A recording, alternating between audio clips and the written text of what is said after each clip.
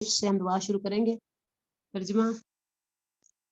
اور قیام منع کے دنوں میں جو گنتی کے دن ہیں خدا کو یاد کیا کرو.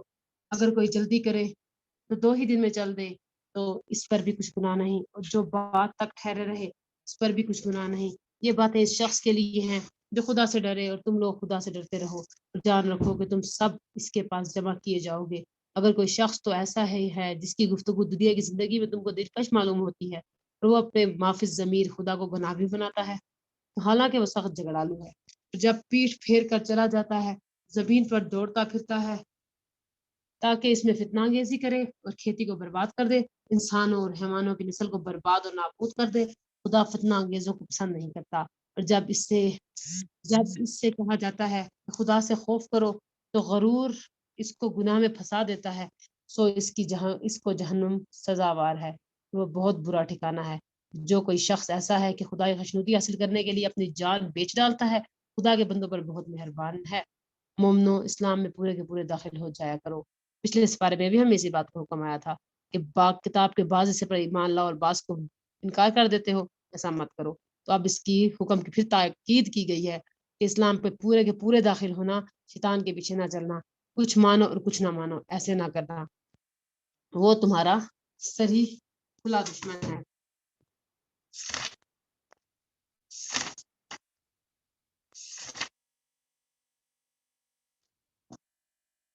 یعنی کہ چلیں ابھی جو اور کوئی شخص ایسا ہے کہ خدا کی خوشنودی حاصل کرنے کے لیے اپنی جان کو بیچ ڈالتا ہے, یعنی کہ اب اللہ تعالیٰ کی خوشنودی حاصل کرنے کے لیے اپنے ہر وہ عمل کرتا ہے جو اللہ کو پسند ہو, چاہے اس میں اس کا نقصان ہی کیوں نہ ہو, تو وہ خدا کے بندوں پر مہربان بھی ہوتا ہے. فرمایا گیا کہ مومنو, اسلام میں پورے کے پورے داخل ہو جایا کرو اور شیطان کے پیچھے نہ چلا کرو, وہ تمہارا صریح دشمن ہے.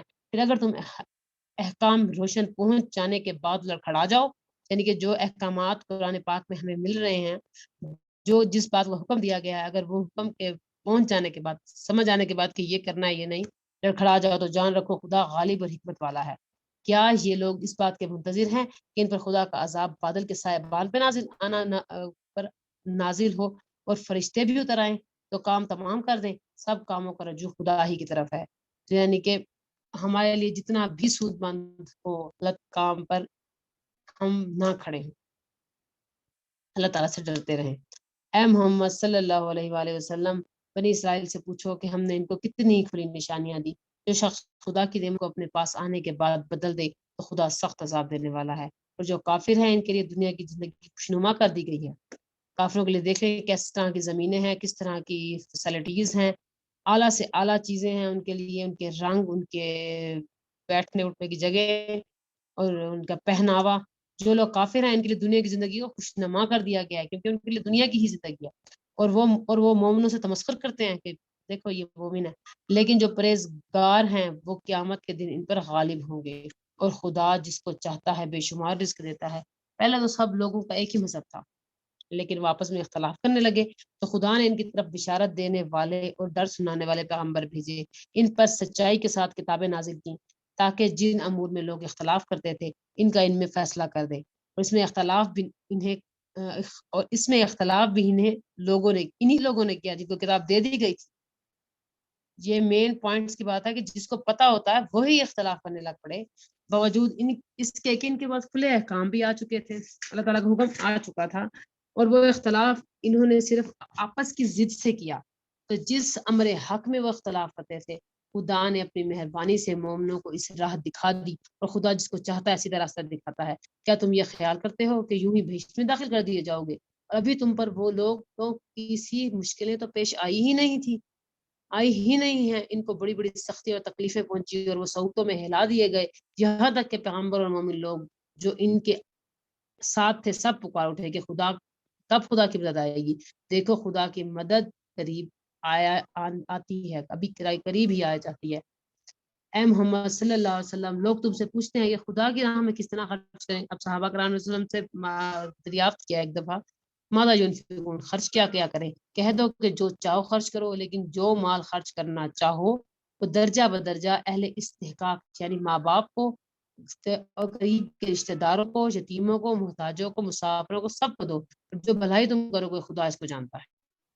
مسلمانوں تم پر خدا کے راستے میں لڑنا فرض کر دیا گیا ہے، قتال کا حکم ہے، جہاد کا، اور تمہیں ناگوار تو ہوگا اپنی جانوں کو اللہ کی راہ پر پیش کر دینا، مگر عجب نہیں کہ ایک چیز تم کو بری لگے اور وہ تمہارے حق میں بھلی ہو، عجب نہیں کہ ایک چیز تم کو بری لگی اور تمہارے حق میں مضر ہو، ان باتوں کو خدا ہی بہتر جانتا ہے، تم نہیں جانتے۔ اے محمد صلی اللہ علیہ وآلہ وسلم، لوگ تم سے عزت والے مہینوں کی لڑائی کرنے کے بارے میں بولتے ہیں۔ حرمت کے مہینے 4 ہیں، ذی الحج، محرم، سفر اور درمیان میں رجب کا مہینہ، یہ 4 مہینے حرمت کے مہینے ہیں۔ اس میں قتال تو دور کی بات، آپس میں گالی گلوچ لڑائی جھگڑوں سے پرہیز کرنا چاہیے۔ اس کے بارے میں سوال کرتے ہیں، کہہ دو کہ ان میں لڑنا بڑا گناہ ہے، خدا کی راہ سے روکنا۔ اب یہاں پر ہمیں اپنا محاسبہ کریں کہ کیا ہم حرمت والے مہینوں کی قدر کرتے ہیں؟ اگر ہمیں حق پر بھی ہوں اور لڑنا پڑے تو کیا ہم حرمت کی مہینے کی عزت کر کے ہو جاتے ہیں؟ تو یہ چھوٹی چھوٹی محاسبے کی باتیں ہیں، یہ آپ خود نوٹ کر لیا کریں۔ وقت کی کمی کے پیش نظر میں صرف ورڈ ٹو ورڈ ترجمہ اور تھوڑی ایک تفصیل بتا رہی ہوں، لیکن قرآن پاک کی ہر آیت میں انتہائی تفسیر ہے، گہرائیاں ہیں گہرائیاں ہیں گہرائیاں ہیں۔ شاہ نزول بھی بہت بہترین ہے، جب ہم شاہ نزول کے بارے میں پڑھیں گے تو ہر آیت اپنے مقام کے خطاب سے بہترین ہے، اور آپ کے اور میرے لیے ہر آیت مل جائے گی۔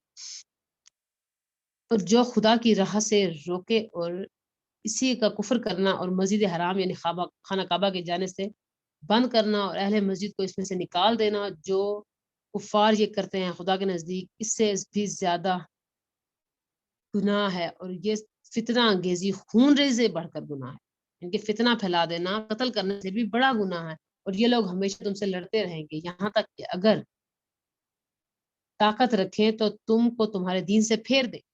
جو کوئی تم میں سے اپنے دین سے پھر گیا، کافر ہو گیا اور کافر ہی مر گیا، تو ایسے لوگوں کے اعمال دنیا اور آخرت دونوں میں برباد ہو گئے، اور یہی لوگ دوزخ میں جانے والے ہیں جس میں ہمیشہ رہیں۔ تو ہم یہ دیکھیں گے کہ ہم سے نام کے مسلمان تو نہیں، کیا ہم نے کفر کی روش تو نہیں اختیار کری؟ کفر کا مطلب ہوتا ہے ہر اس بات کا ہر یا اس بات کا انکار کرنا جس بات کا تعالیٰ نے ہمیں حکم دیا ہے۔ ہمیں پردے کا حکم دیا ہے، کیا ہم کر رہے ہیں کہ نہیں؟ بال نہیں کھلے چھوڑنے، کیا ہم کر رہے ہیں کہ نہیں؟ اس طرح کی چھوٹی چھوٹی باتیں اپنے دیکھتے جائے، جس بات کا تعالیٰ نے حکم دیا ہے اگر ہم اس کی پیروی نہیں کر رہے تو ہم اپنے آپ کو دین سے پرے کر رہے ہیں، حکم سے پرے کر رہے ہیں اور نواہی میں جا رہے ہیں۔ جو لوگ ایمان لائے اور خدا کے لیے وطن چھوڑ گئے اور کفار سے جنگ کرتے رہے تو خدا کی رحمت کے امیدوار ہیں، خدا بخشنے والا اور رحمت کرنے والا ہے۔ اے پیغمبر، لوگ تم سے شراب اور جوئے کا حکم دریافت کرتے ہیں، اب یہ حرمت کا حکم ہے، یعنی کہ حرمت کا حکم آیا شراب اور جوئے کی، اس سے پہلے شراب حلال تھی۔ کہہ دو کہ ان میں نقصان بڑے ہیں، لوگوں کے لیے کچھ فائدے ہیں مگر ان کے نقصان فائدے سے کہیں زیادہ ہیں۔ اب یہ پہلا حکم ہے، بڑا ہی پولائٹ طریقے سے اللہ تعالیٰ حکم دیا کرتے تھے سٹیپ بائی سٹیپ چیزوں سے روکنے کی۔ یہ ایک پہلا حکم ہے، اس کے بعد اگلا حکم آئے گا جس پہ بالکل ہی شراب حرام ہو جائے گی، اور اس وقت کہا جاتا تھا کہ مکے کی ہر گھر میں اتنی شراب موجود تھی کہ جب وہ انڈیلی گئی تو مکے کی گلیاں اور نالے اور سب شراب سے بھر گئے۔ اور یہ بھی تم سے پوچھتے ہیں کہ خدا کی راہ میں کون سا مال خرچ کریں، مطلب کیسا مال، کون سا مال خرچ کریں؟ کہہ دو کہ جو ضرورت سے زیادہ ہو، یعنی کہ اللہ تعالیٰ نے یہ نہیں کہا کہ پورا خرچ ہو، زکوٰۃ جو فرض بھی کیا ہے 100 میں سے 2.5%، اور اس کے بعد اگر ہم اپنی ضروریات کی زندگی سے کچھ بچا ہوا پاتے ہیں، کچھ ایکسٹرا پاتے ہیں تو اللہ کی راہ میں خرچ کر دو۔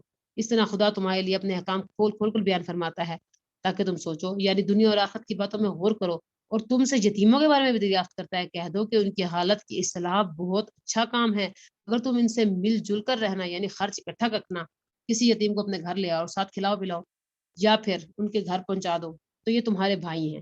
خدا خوب جانتا ہے خرابی کرنے والے کون ہے اور اصلاح کرنے والے کون۔ اگر آپ پازیٹیو ہوں اور کوئی آپ کو نیگیٹیولی لے تو یہ اللہ تعالیٰ آپ کو بہتر جانتا ہے، اللہ تعالیٰ آپ کی وکالت کر رہے ہیں تو تمہیں تکلیف میں ڈال دیتا ہے، بے شک خدا غالب اور حکمت والا ہے۔ اگر اللہ تعالیٰ چاہتا تو تمہیں تکلیف میں ڈال دیتا، بے شک خدا غالب اور حکمت والا ہے۔ اور مومنوں، مشرک عورتوں سے جب تک ایمان نہ لے آئے نکاح نہ کیا کرو، کیونکہ مشرک عورت خواہ تم کو کیسی ہی بھلی لگے اس سے مومن لونڈی بہتر ہے۔ اسی طرح مشرک مرد جب تک کہ ایمان نہ لے آئے مومن عورتوں کو ان کی زوجیت میں نہ دینا، کیونکہ مشرک مرد سے خواہ وہ تم کو کیسا ہی بھلا لگے مومن غلام اس سے بہتر ہے۔ یہ مشرک لوگوں کو دوزخ کی طرف بلاتے ہیں، یہ مشرک لوگوں کو دوزخ کی طرف بلاتے ہیں اور خدا اپنی مہربانی سے بہشت اور بخشش کی طرف بلاتا ہے.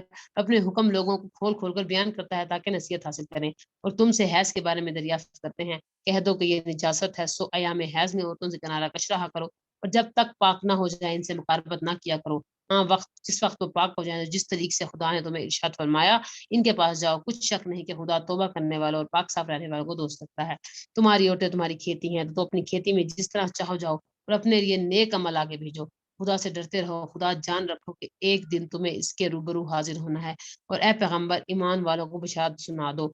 خدا کے نام کو اس بات کا ہیلا نہ بنانا.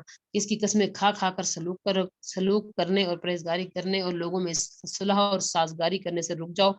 خدا سب کچھ سنتا اور جانتا ہے. خدا تمہاری لغو قسموں پر تم سے مواخذہ نہیں کرے گا، لیکن جو قسمیں تم قصد دلی سے کھاؤ گے ان پر مواخذہ کرے گا. خدا بخشنے والا اور بردبار ہے. جو لوگ اپنی عورتوں کو پاس جانے کی قسم کھا لیں ان کو 4 مہینے انتظار کرنا چاہیے. طلاق کے احکامات آ رہے ہیں. اگر اس عرصے میں جس قسم سے رجوع کر لے تو خدا بخشنے والا اور رحم کرنے والا ہے. اگر طلاق کا ارادہ کر لے تو بھی خدا سنتا اور جانتا ہے. اور طلاق والی عورتیں 3 حیض تک اپنے تئیں روک کے رکھیں. اگر وہ خدا اور روز قیامت پر ایمان رکھتی ہیں عدت تو ان کو جائز نہیں کہ خدا نے جو کچھ ان کے شکم میں پیدا کیا اس کو چھپائیں. اور ان کے خدا خامد اگر پھر وقفت چاہیں تو اس مدت میں وہ ان کو اپنی زوجیت میں لے لینے کے زیادہ حقدار ہیں. اور عورتوں کا حق مردوں پر ویسا ہی ہے جیسے دستور کے مطابق مردوں کا حق عورتوں پر ہے. یعنی کہ عورتوں کا حق مردوں پر اور مردوں کا حق عورتوں پر ایکویلنٹ ہے. البتہ مردوں کو عورتوں پر فضیلت ضرور ہے، ایک درجہ زیادہ ہے. خدا غالب اور صاحب حکمت ہے. یہ ویٹو پاور کا حق ہے. دونوں اگر کسی معاملے میں مشاورت کریں اور خامند کو فیصلہ کا حق ہے. طلاق صرف 2 بار ہی ہے، یعنی 2 دفعہ طلاق دے دی جائے تو پھر عورتوں کو یا تو بطریقے شائستہ نکاح میں رہنے دینا چاہیے یا پھر بھلائی کے ساتھ چھوڑ دینا چاہیے. یہ جائز نہیں کہ جو مہر تم ان کو دے چکے ہو اس میں سے کچھ بھی واپس لے لو. ہاں، اگر زن و شوہر کو خوف ہو کہ وہ خدا کی حدوں کو قائم نہیں رکھ سکیں گے تو اگر عورت خاوند کے ہاتھ سے رہائی پانے کے بدلے میں کچھ دے دے، یعنی کہ کیا کہتے ہیں قصاص، کیا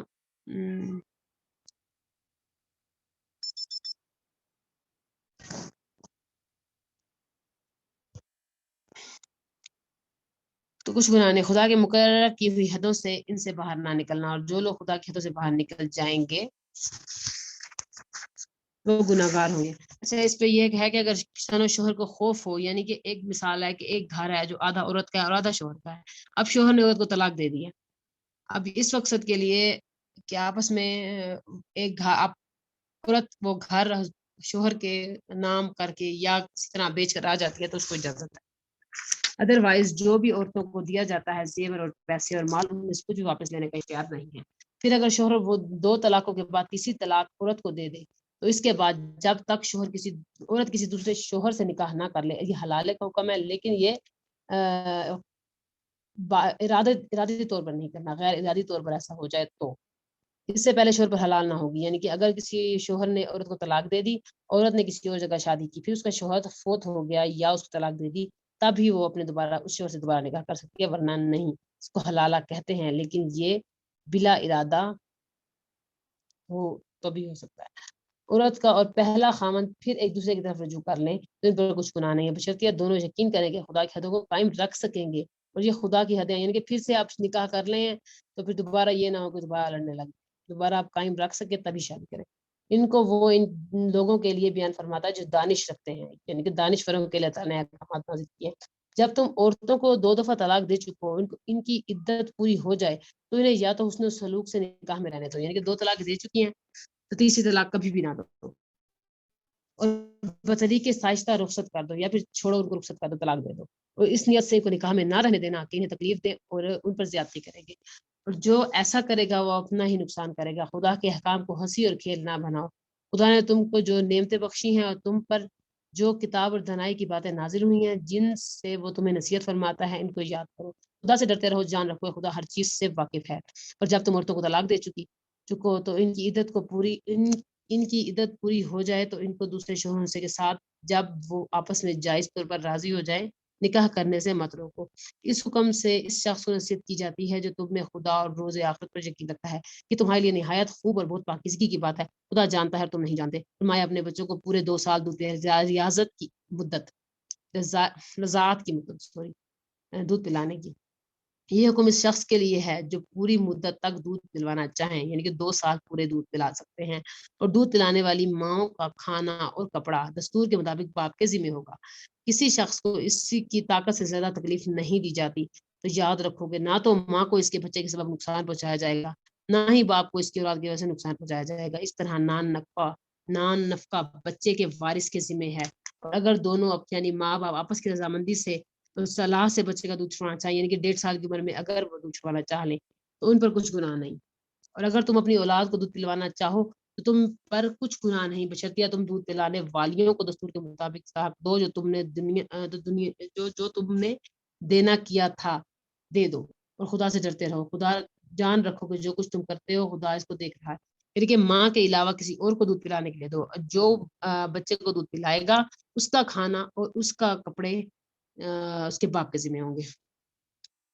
جو لوگ تم میں سے مر جائیں اور عورتیں چھوڑ جائیں، اب یہ بیوہ ہو گئی عورتیں، تو عورتیں 4 مہینے 10 دن یہ عدت ہے طلاق یافتہ کی، آپ نے سنی 3 مہینے 3 حیض تک، اور جو بیوہ ہو جائے ان کی 4 مہینے 10 دن ہے، اور اپنے آپ کو روکے رہیں، یعنی کہ نکاح نہ کریں، اور جب یہ عدت پوری کر چکے تو اپنے حق میں پسندیدہ کام یعنی نکاح کر لیں، تو تم پر کچھ گناہ نہیں، یعنی کہ حکم دیا گیا ہے کہ عورتوں کے اگر شوہر فوت ہو جائے تو 4 مہینے 10 دن بعد ان کو چاہیے کہ وہ نکاح کر لیا کرے، بخلاف ہمارے آج کل کے سوشل بیہیویئر کے، جو کہ عورتوں کو پسند نہیں کرتے کہ وہ نکاح کر لیں، حالانکہ خدا نے ہمیں حکم دیا ہے کہ ہمیں نکاح کر لینا چاہیے اگر خدا نہ خواستہ ایسا ہو جائے تو خدا تمہارے سب کاموں سے واقف ہے۔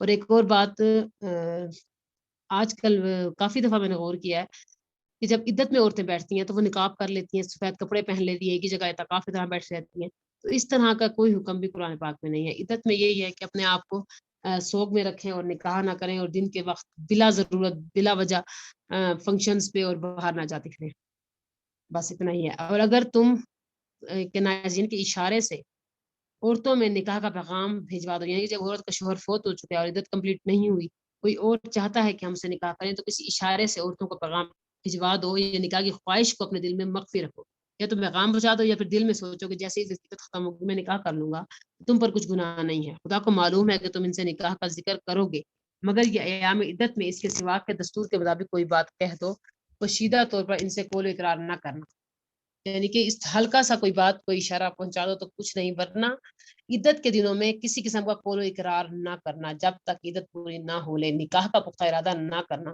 جان رکھو کہ جو کچھ تمہارے دلوں میں ہے خدا کو سب معلوم ہے، تو اس سے ڈرتے رہو، جان رکھو خدا بخشنے والا اور حلم والا ہے۔ اگر تم عورتوں کو ان کے پاس جانے یا ان کے مہر مقرر کرنے سے پہلے طلاق دے دو، یعنی کہ نکاح ہو گیا رخصتی نہیں ہوئی ہے، تو تم پر کچھ گناہ نہیں، ہاں ان کو دستور کے مطابق کچھ خرچ ضرور دو، یعنی جو مقدور کو، یعنی جو جتنا طاقت رکھتا ہے اپنی طاقت کے مطابق، اگر وہ تنگ دست ہے تو اپنی حیثیت کے مطابق، اور نیک لوگوں کو ایک طرح کا حق ہے، نیک لوگوں پر یہ ایک طرح کا حق ہے۔ اگر عورت کو طلاق دے بھی دی ہے اور رخصتی بھی نہیں ہوئی، پھر بھی وہ کہتے ہیں گفٹنگ بھی کر دیں، اور جس کے پاس جتنی وسعت ہو اس حساب سے ان کو حق ادا کریں، اس کے بعد طلاق دیں۔ اور اگر تم عورتوں کو ان کے پاس جانے سے پہلے طلاق دے دو لیکن مہر مقرر کر چکے ہو، پہلے کنڈیشن میں یہ تھا کہ حق نکاح تو ہو گیا ہے مہر مقرر نہیں ہوا، تب اپنی مرضی سے دے دو، لیکن اگر مہر مقرر ہو چکا ہے تو آدھا مہر دینا ہو، یعنی کہ ایک مثال ہے کہ 5 تولے سونا تھا تو 2.5 تولے دینا ہوگا، 5 لاکھ تھا تو 2.5 لاکھ دینا ہوگا، 5 مرلے تھا 6 مرلے تھا 3 مرلے دینا ہوگا، مطلب ہاف حق مہر آپ کو ادا کرنا ہوگا۔ ہاں اگر عورتیں مہر بخش دیں، عورتیں کہتی ہیں کہ ہمیں نہیں لینا، یا مرد جن کے ہاتھ میں عقد نکاح ہے اپنا حق چھوڑ دیں، وہ پورا مہر دے دیں، تو ان کو اختیار ہے۔ اب یا تو ایک کنڈیشن ہے کہ عورت کہے کہ یہ آدھا بھی میں نہیں دوں، دوسری کنڈیشن یہ ہے کہ مرد چاہے کہ نہیں ہم آدھا نہیں دیں گے میں پورا ہی دیتا ہوں، تو یہ دونوں طریقے اللہ تعالیٰ نے کہا ہے، آپ کی مرضی ہے۔ اور اگر تم مرد لوگ ہی اپنا حق چھوڑ دو، یعنی کہ مرد لوگ کہتے ہیں اپنا حق چھوڑ دو پورا حق دے دو، تو یہ پرہیزگاری کی بات ہے، اور آپس میں بھلائی کرنے کو فراموش نہ کرنا، یعنی کہ حق بھی دو اور بھلائی بھی کرنے کو فراموش نہ کرنا۔ کچھ شک نہیں کہ خدا تمہارے سب کاموں کو دیکھ رہا ہے۔ مسلمانوں سب نمازیں، خصوصاً بیچ کی نماز، عصر کی نماز یعنی نماز عصر، پورے التزام کے ساتھ ادا کیا کرو، یعنی کہ وقت کے اوپر اور بغیر رکے۔ خدا کے آگے ادب سے کھڑے رہا کرو۔ اگر تم خوف کی حالت میں، یہ ہے نماز خوف کا بیان، تو پیادے یا سوار جس حال میں ہو نماز پڑھ لو۔ پھر جب امن اور اطمینان ہو جائے تو جس طریقے سے خدا نے تم کو سکھایا ہے تو تم پہلے نہیں جانتے تھے، خدا کو یاد کرو۔ یہ خود نماز خوف کا بھی بلا پر طریقہ ہے، پراپر طریقہ ہے۔ اور جو لوگ تم میں سے مر جائیں اور عورتیں چھوڑ جائیں اور اپنی عورتوں کے حق میں وصیت کر جائیں کہ ان کو 1 سال تک خرچ دیا جائے اور گھر سے نہ نکالی جائیں، یعنی کہ جو کشور فوت ہو گئے ہیں تو 1 سال تک ان کو بتدریج شوہر کے مال سے خرچ بھی دیا جائے گا اور گھر سے نکالا بھی نہیں جائے گا۔ ہاں اگر وہ خود گھر سے چلی جائیں، مطلب خود چاہیں کہ ہم چلی جائیں، تو اپنے حق میں پسندیدہ کام یعنی نکاح کر لے تو تم پر کچھ گناہ نہیں، اور خدا زبردست حکمت والا ہے۔ متعلقہ عورتوں کو بھی اپنے دستور کے مطابق نان نفقہ دینا چاہیے، پرہیزگاروں پر یہ بھی حق ہے۔ اسی طرح خدا اپنے احکام تمہارے لیے بیان فرماتا ہے تاکہ تم سمجھو۔ بھلا تم نے ان لوگوں کو نہیں دیکھا جو شمار میں ہزاروں تھے اور موت کے ڈر سے اپنے گھروں سے نکل بھاگے، تو خدا نے ان کو حکم دیا کہ مر جاؤ تو پھر ان کو زندہ بھی کر دیا۔ کچھ شک نہیں کہ خدا لوگوں پر مہربانی کرتا ہے، لیکن اگر اکثر لوگ شکر نہیں کرتے۔ مسلمانوں خدا کی راہ میں جہاد کرو اور جان رکھو کہ خدا سب کچھ سنتا اور سب کچھ جانتا ہے۔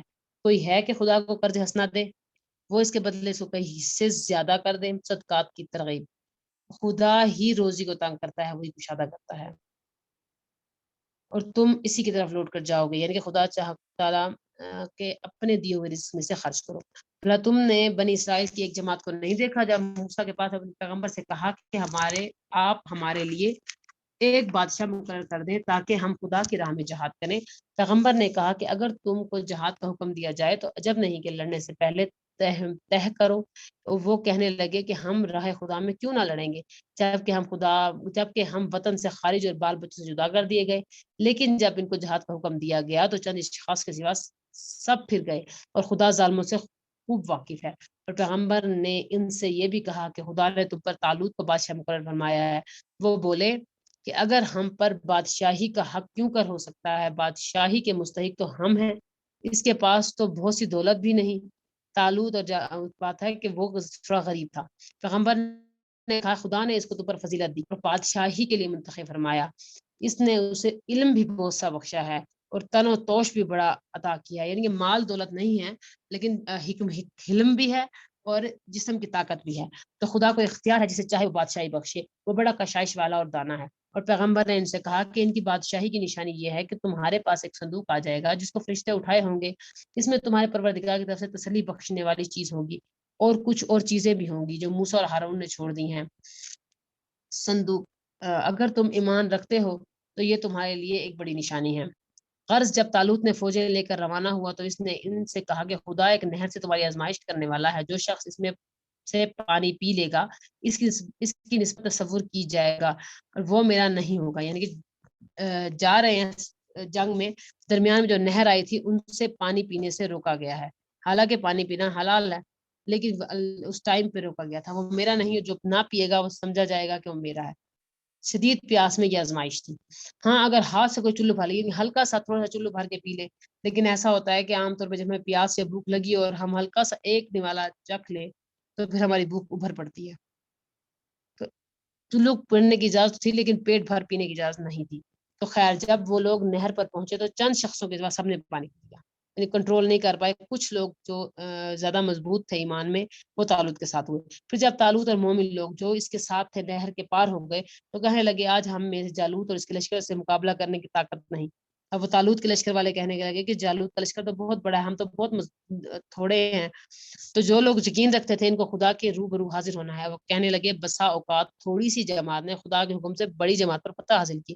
کچھ لوگ ایسے بھی تھے جو موٹیویٹ کر رہے تھے، خدا استقلال رکھنے والوں کے ساتھ ہے۔ اور جب وہ لوگ جالوت اور اس کے لشکر کے مقابلے میں آئے تو خدا سے دعا کی کہ اے پروردگار ہم پر صبر کے دہانے کھول دے اور ہمیں لڑائی میں ثابت قدم رکھ اور لشکر کفار پر فتح یاب پر۔ تو طالوت کی فوج نے خدا کے حکم سے ان کو ہزیمت دی، یعنی کہ ہرا دیا، اور داؤد نے جالوت کو قتل کر ڈالا۔ طالوت کے لشکر میں حضرت داؤد بھی تھے۔ اور خدا نے ان کو بادشاہی اور دنائی بخشی، یعنی داؤد علیہ السلام کو، اور جو کچھ چاہا سکھایا۔ اگر خدا لوگوں کو ایک دوسرے پر چڑھائی اور حملہ کرنے سے نہ ہٹاتا رہتا تو ملک تباہ ہو جاتا، لیکن خدا اہل عالم پر بڑا مہربان ہے۔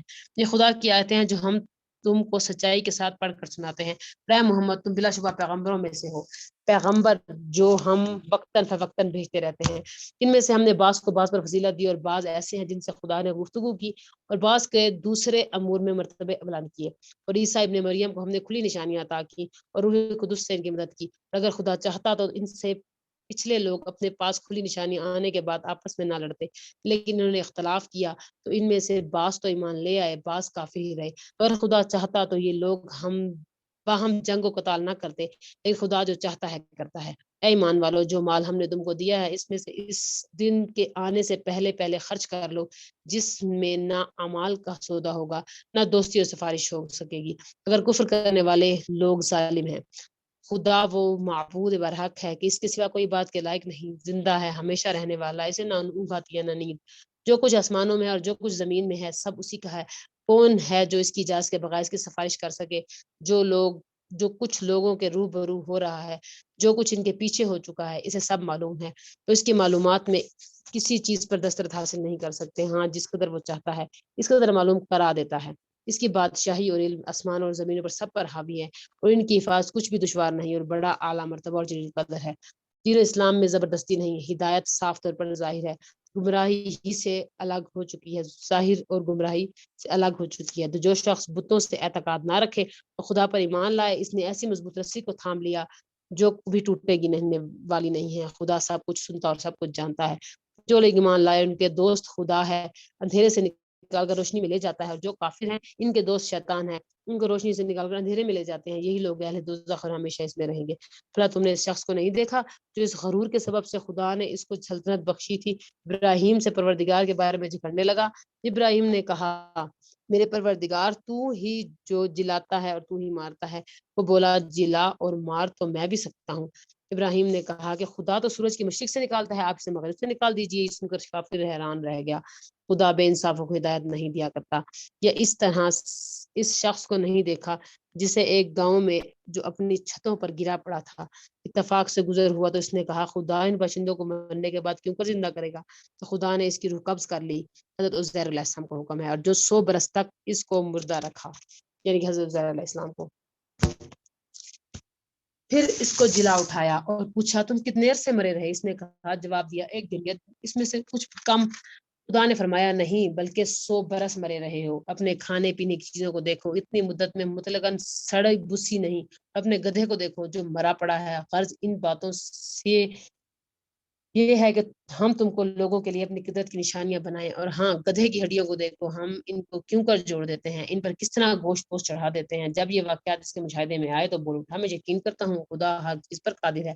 جب ابراہیم علیہ السلام نے خدا سے کہا کہ اے پروردگار، مجھے دکھا کہ تم مردوں کو کیوں کر زندہ کرتا ہے، خدا نے فرمایا کہ تم نے اس بات کو یاد نہیں کیا۔ انہوں نے کہا، کیوں نہیں، لیکن میں دیکھنا اس لیے چاہتا ہوں کہ میرا دل اطمینان کامل حاصل کر لے۔ خدا نے فرمایا کہ 4 جانور پکڑ کر اپنے پاس منگوا لو، ٹکڑے ٹکڑے کر لو، اور پھر ان کا ایک ایک ٹکڑا ایک ایک پہاڑ پر رکھ دو، پھر ان کو بولو، بلاؤ، تو وہ تمہیں پاس دوڑتے چلے آئیں گے۔ اور جان رکھو خدا غالب حکمت والا ہے۔ مطلب ایسے جانور جن کو ہم خود سدھاتے ہیں، بڑا کرتے ہیں، تو وہ ہماری آواز کو پہچانتے ہیں۔ اس طرح سے وہ پالتی جانوروں کو اللہ تعالیٰ نے کہا کہ جا کر رکھاؤ، پھر انہیں کو بلاؤ تو وہ دوڑتے ہوئے واپس آئیں گے۔ جو لوگ، یعنی کہ مشاہدہ کروایا اللہ تعالیٰ نے، ہم دل کی تسلی کے لیے مشاہدہ کروایا۔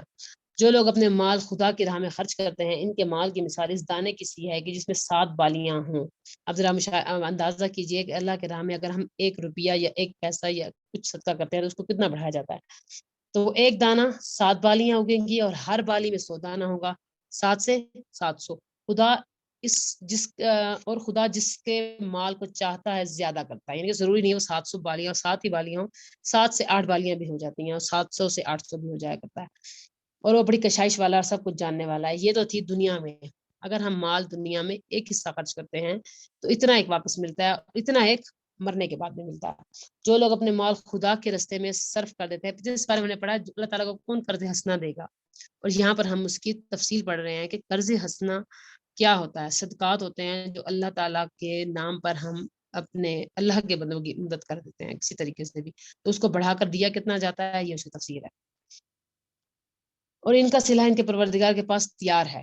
اگلی بات کیا ہے، جو لوگ اپنا مال خدا کے راستے میں صرف کرتے ہیں، پھر اس کے بعد نہ اس خرچ کا کسی پر احسان رکھتے ہیں، نہ تکلیف دیتے ہیں، یعنی کہ احسان نہیں چڑھاتے رہتے ہیں کہ ہم نے، یا پھر ان کو اس نظروں سے دیکھنا غریبوں کو جس کی مدد کی جائے اس کو ساتھ اس سے کچھ فائدہ لینے کے غرض سے رہنا۔ اگر ایسا نہیں ہے، یعنی کہ اللہ کی راہ میں محض اللہ کو خوشی کے لیے خرچ کرتے ہیں، تو ان کا صلہ ان کے پروردگار کے پاس تیار ہے۔ قیامت کے روز نہ ان کو کچھ خوف ہوگا، نہ وہ غمگین ہوں گے۔ جس خیرات دینے کے بعد لینے والے کا اجزا دی جاتی ہے، جب خیرات دی اور اس کے بعد جس نے خیرات جس کو دی اس کو اجزا دیا، اس سے تو نرم بات کہہ دینی اور اس کی بے ادبی سے درگزر کرنا بہتر ہے۔ خدا بے پرواہ اور بردبار ہے۔ مومنوں، اپنے صدقات و خیرات احسان رکھنے یا اجزا دینے سے اس شخص کو طرح برباد نہ کر دینا جو لوگوں کو دکھاوے کے لیے مال خرچ کرتا ہے اور خدا اور روز قیامت پر ایمان نہیں رکھتا۔ تو اس کے مال کی مثال اس چٹان کی سی ہے جس پر تھوڑی سی مٹی پڑی ہو اور اس پر زور کمی برسے تو اسے صاف کر ڈالے، یعنی کہ جتنا بھی آپ نے مال خرچ کیا ہے تھوڑا یا زیادہ ایسے صاف ہو جائے گا جیسے بارش کے بعد پتھر صاف ہو جاتا ہے۔ اسی طرح یہ ریاکار لوگ جن کے لوگوں کے دکھاوے کے لیے اس نے خرچ کیا اس کا بھی کوئی فائدہ نہیں ہے۔ لوگ اپنے اعمال کا کچھ بھی صلہ حاصل نہیں کر سکیں گے۔ دکھاوے کے لیے چاہے بلڈنگیں بنا دی، چاہے تصویریں کھنچوا کر راشن بانٹ دیے، چاہے لوگوں کو گھر بنا کے دے دیے، کچھ بھی کر دیا، اگر وہ دکھاوے کی نیت سے تھا تو اس کے لیے کچھ بھی صلہ نہیں ہے۔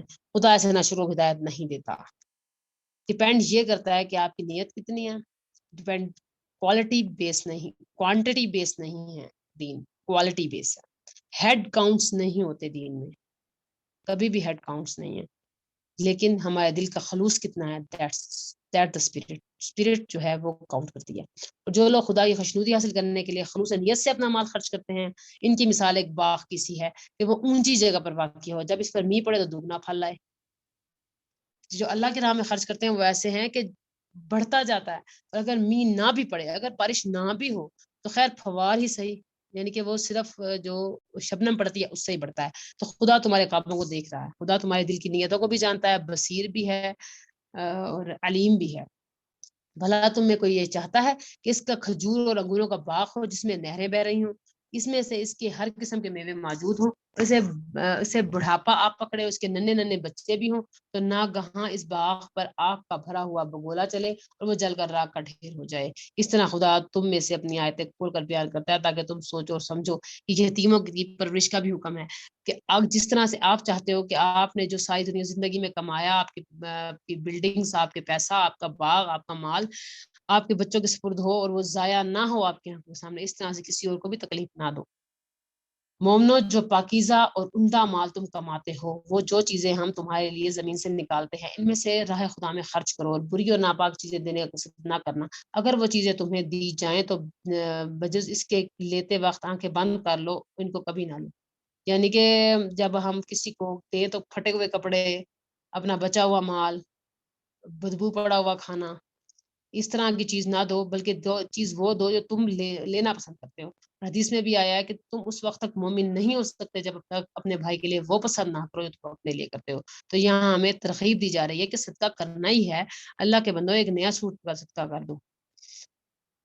ہاں یہ بھی ہے کہ اگر کسی کو ضرورت ہو اور ہم اپنے کپڑے دے دیں، لیکن صدقہ کرنا ہے، اللہ کی راہ میں کرنا ہے، تو بہتر چیز کرو، بہتر سے بہترین۔ اور جان رکھو خدا بے پرواہ اور قابل ستائش ہے۔ اور دیکھنا، شیطان کا کہا نہ ماننا اور تمہیں تنگ دستی کا خوف دلاتا ہے اور بے حیائی کے کام کرنے سے کہتا ہے۔ جو شیطان ہے وہ کیا کہتا ہے کہ تم غریب ہو جاؤ گے، نیا چیز نہ دینا، پیسہ نہ دینا، اکاؤنٹ کم ہو جائے گا۔ اور بے حیائی کا حکم دیتا ہے کہ ننگے کپڑے، ٹائٹ کپڑے، چھوٹے کپڑے، کھلے بال۔ اور خدا تم سے اپنی بخشش اور رحمت کا وعدہ کرتا ہے۔ خدا بڑے کشائش والا اور سب کچھ جاننے والا ہے۔ جو وہ جس کو چاہتا ہے دنائی بخشتا ہے، جس کو دنائی ملی بے شک اس کو بڑی نعمت مل گئی، یعنی کہ حکمت اور دنائی جس کو ملی وہ بڑی نعمت مل گئی۔ اور نصیحت تو وہی لوگ قبول کرتے ہیں جو عقل مند ہے۔ تم خدا کی راہ میں جس طرح خرچ کرو، کر دیا کوئی نظر یعنی کوئی نظر مانو، خدا اس کو جانتا ہے، ظالموں کا کوئی مددگار نہیں۔ اگر تم خیرات ظاہر کر دو تو وہ بھی خوب ہے، یعنی کہ کوئی خیرات اگر تم سامنے سے دیتے ہو تو اس لیے کہ اوروں کو بھی ترغیب ملے، اور اگر پوشیدہ دو یعنی کسی کو پتہ نہ چلے تو پوشیدہ دو، اور دو بھی اہل حاجت کو، جس کو ضرورت ہو اس کو دو تو وہ خوب تر ہے۔ چھپا کر دو اور اس کو دو جس کو ضرورت ہے تو یہ خوب تر ہے، بہترین ہے، بیٹر، بیسٹ۔ اور اس طرح کا دینا تمہارے گناہوں کو بھی دور کرتا ہے. دوسری خوشخبری کیا ہے؟ یہ تو دگنا چگنا تو اللہ تعالیٰ دے گا، اس سے بڑا کیا ہے کہ آپ کے چھوٹے موٹے گناہ ہیں وہ صاف کر دیے جائیں گے. چھوٹے موٹے جھوٹ، چھوٹی موٹی بے حیائی، بے پرواہی، تو اللہ تعالیٰ وہ خود ہی معاف کر دیں گے. خدا کو تمہارے سب کاموں کی خبر ہے. یہ اللہ تعالیٰ بار بار بتا رہے ہیں کہ اللہ تعالیٰ خبیر ہے، جو کر رہے ہو تمہیں دیکھ رہا ہے. اے محمد صلی اللہ علیہ وسلم، تم ان لوگوں کی ہدایت کی ذمہ دار نہیں ہو، بلکہ خدا ہی جس کو چاہتا ہے ہدایت بخشتا ہے. اور مومنو، تم جو مال خرچ کرو گے تو اس کا فائدہ تمہیں کو ہوگا، اور تم جو خرچ کرو گے خدا کی خوشنودی کے لیے کرو گے، اور جو مال تم خرچ کرو گے وہ تمہیں پورا پورا دے دیا جائے گا.